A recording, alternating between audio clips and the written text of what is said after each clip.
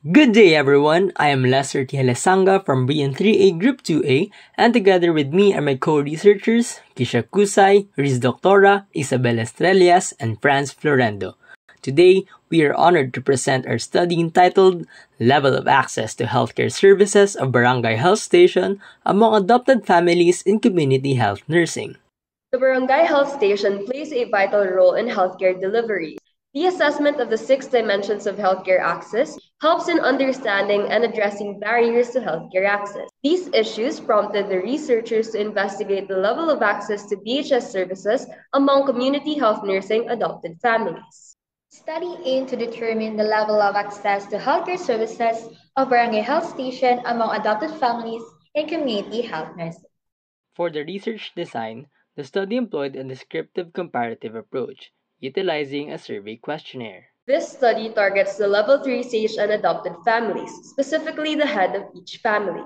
The sample was determined using cluster sampling via the fishbowl method and further stratified by demographic factors. The researchers used a modified perceived access to healthcare questionnaire by Hosseini S. Fidorhani et al. In 2021, originally showing high reliability with a Cronbach's alpha of 0.86 and ICC of 0.94.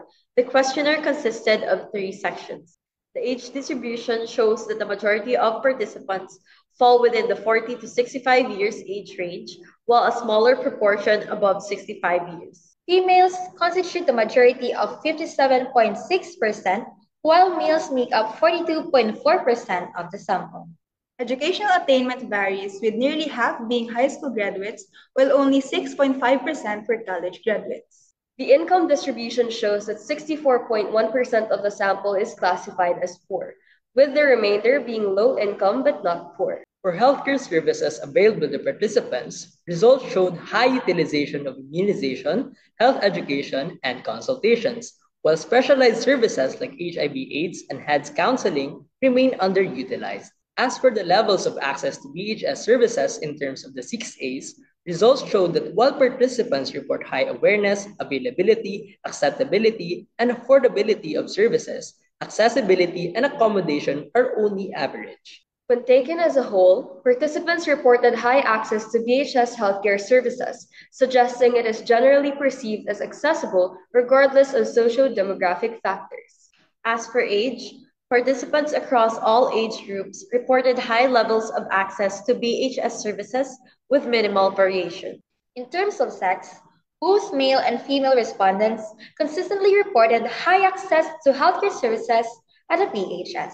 Regarding educational attainment, participants from various educational backgrounds reported high access, with a slightly higher mean score among high school undergraduates. When grouped according to monthly income, both low income but not poor and poor participants reported high levels of access to BHS services with only a marginal difference.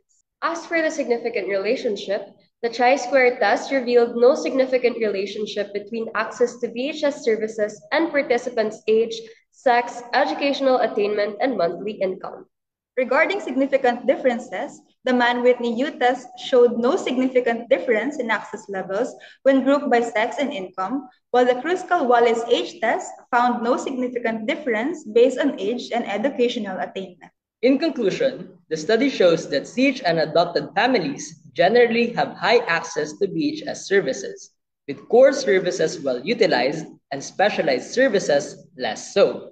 Although awareness, availability, acceptability, and affordability are rated high, the moderate scores in accessibility and accommodation indicate a need for further improvement to overcome existing barriers. The study recommends that the DOH and LGUs should consider enhancing access through mobile clinics, extended hours, and flexible scheduling.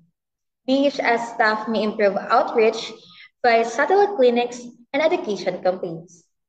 Nursing educators are encouraged to integrate healthcare access concepts and stigma-sensitive training into their curriculum.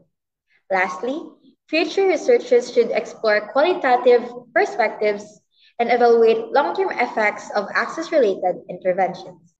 The results of this study will be submitted to the LGU and BHS to raise awareness on service gaps. It will also be presented to health workers to guide community outreach, communicated to educators for curriculum development, and used by researchers for future studies and program evaluations. The BN3A Group 2A expresses gratitude to our Almighty God, to our esteemed panelists, to our advisor, Dr. Trajera, to our statistician, Dr. Alova, the BHS staff of Barangay Pahanukoy, study participants, and our families and friends for making this endeavor possible. Thank you and a pleasant day to all.